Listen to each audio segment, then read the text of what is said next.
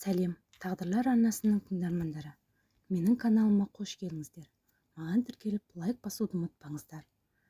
Күйеу боп барғанда, біздің елді құда түсіп, айтырылған қалыңдығын әкелуге барғанда, бала күнімізде бойжеткен апаларымыздың ұзатарда ауылға күйеу құда келетін. Бас құда, қоржын құда деп те аталатын. Келін алатын үйдің құрмет тұтатын ағайын, құда, нағашы тағы басқа кісі жіберетін. Екінші құда күйеу жолдас. Күйеу жолдасқа жақындарының әдепті, барған жерде ұятқа қалдырмайтын, отырыста жөн жоқты білетін, салт дәстүрден хабары бар жігітті таңдайды. Күйеу бала. Күйеу құда жіберетін үй қоржын дайындайды. Қоржынға салт дәстүрге байланысты берілетін киімдер, тауарлар, тоғыздар, үлі, әшекей бұйымдар тағы басқа салып дайындалады. Құданың қалтасына қымбат мата тағы басқа салады және тартылған табаққа біраз ақша береді. Күйеу жолдас пен күйеу баланың қалтасына да тауар, орамал салады және тартылған табаққа салатын ақша береді. Күйеу жолдас пен күйеу бала бастарына тақия кию міндетті. Қыз ұзататын үй белгіленген күні дайындалып, сол үйдің ет жақындары, үлкен кішісі, көрші қолаң, таңертеңгілік күйеу құда келетін үйге жиналады. Құдалар келгенде алдынан шығып, қарсы алып, үйге кіргізіп, төрге отырғызып, бата жасалады. Ал күйеу бала мен күйеу жолдас үйден алыстау көрінетіндей жерде тұрады. Сол жерде аз уақыт тұруы шарт. Құдалардың жайлап болған соң, қыздың екі жеңгесі, біреуі күйеу қабылдайтын үйдің келіні. Әр атқарылатын іс алдын ала ойласып, кім баратыны белгіленіп қояды. Сол үйге жақын отбасылар қыз ұзату тойында атаусыз қалмауы керек. Күйеу жолдас пен күйеу бала тұрған жерге барып, амандасып, екеуін күйеу түсетін үйге апарады. Күйеу түсетін үйге сол ауылдың жастары, қыз-жігіттер барып, қонақтармен танысып, емін-еркін отырып, ән салып, көңіл көтеріп отырады. Күйеу жолдас пен күйеу бала түскен үйдің төріне шықпай, оң жақта отырады. Олардың бір атқарар міндеті сол үйге бірінші рет келген кісіге, ол үлкен болсын, бала болсын, құрмет ретінде орнынан тез тұрып қарсы алады. Жасы үлкен кісі болса, күйеу жолдас бастап, соңынан күйеу бала қосқалдап сәлемдесуі керек. Келесі кісі отырыңдар деп айтпағанша отыруға рұқсат жоқ. Осы шарттарды орындамаса, аузы батыр кісілер қатты сөздер айтып тастайды. Еліңе сөз келеді. Сондықтан бұл шарттарды бұлжытпай орындау керек. Мұны үйінен шығар кездері үлкендер күйеу мен жолдасына үйретіп орындау керектігін қатаң тапсырылады. Сол үйде жастар тамақтанып, әзіл қалжыңдасып, көңіл көтеріп, ән салып, емін-еркін отырады. Күйеу түскен үйге қымбат киім, тауар, орамал тағы басқа беріледі. Күйеу жолдасының қалтасына салынған тауар мен орамалды қыз ұзататын үйдің жақындарының келіні алады.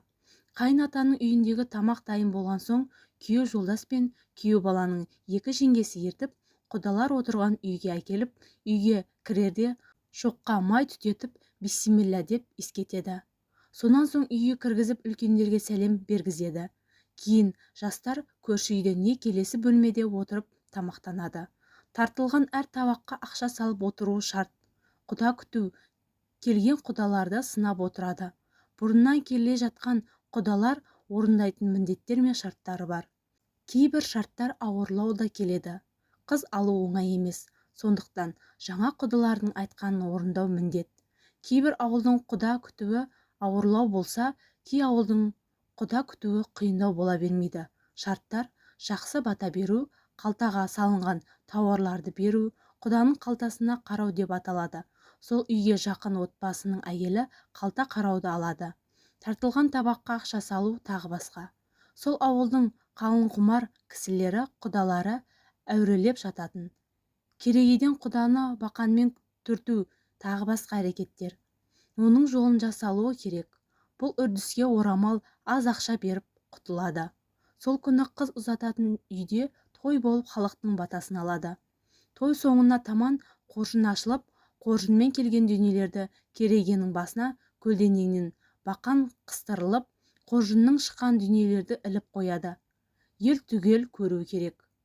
Қоржын ашылып, ілу ілініп, Қоржыннан берілетіндерге тиесілі дүйне беріліп, шапан жабылатын кісілерге жабылады. Және бір айта кетер дәстүр ауыл айбаты деген болады. Бұл сол әулеттің беделді абыройлы кісінің отбасына беріледі. Бұл әулеттің ағайынның бірлігін, ынтымағын білдіретін, бір кісіге бағынып, ауызбіршілікке шақыратын үрдіс. Қоржыннан берілуі тиіс дүниелер беріліп болған соң, бас құда сол жерге шақырылып, отырған жұрт қоржынның бағасын береді.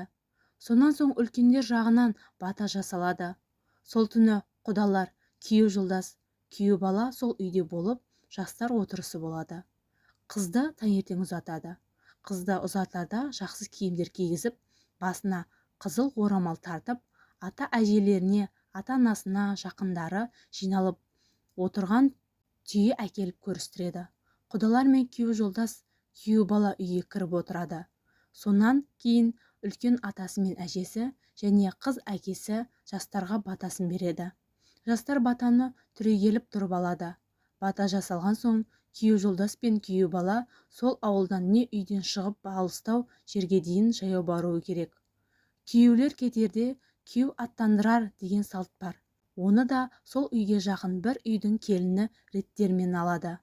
Құдаларды шығарып салған соң, ұзатылатын қызды сол ауылдың жастары, жеңгелері, сіңлілері болып үйден алып шығып, ауылдан не үйінен біраз жерге жаяу шығып, көліктеріне отырғызып жіберіледі.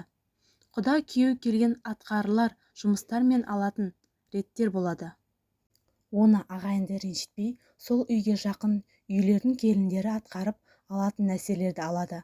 Бұл ағайын туыстың, жақын жуықтың бірлігін, ауызбіршілікті білдіреді.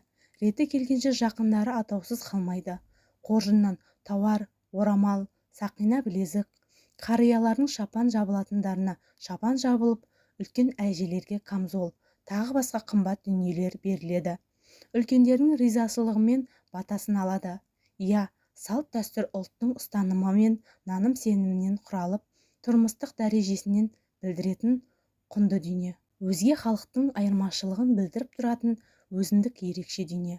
Қандайда бір мереке, той, ас беруде қолданылған, осы күніде қолданылып келе жатқан салтымыз бен үрдісіміз, ырымдарымыз бен тыйымдарымыз белгілі бір дәрежеде адам өміріне әсері бар екені анық. Келін түскенде қыз ұзатарда жасалатын үрдістердің қолданылуы бірінші сақтық екені ақиқат. Бұрынғылардың келе жатқан осы ұлтымыздың құнды дүниелері ұрпағымыз азбасын, өсіп-өнсін, тәрбиелі адам болсын, тұрмысы жақсы, өмірі бақытты болсын деген ниетпен туғаны шындық. Салтымызды сақтап, дәстүрімізді дәріптеп, ата-анаға үміт ақтап жүрейік.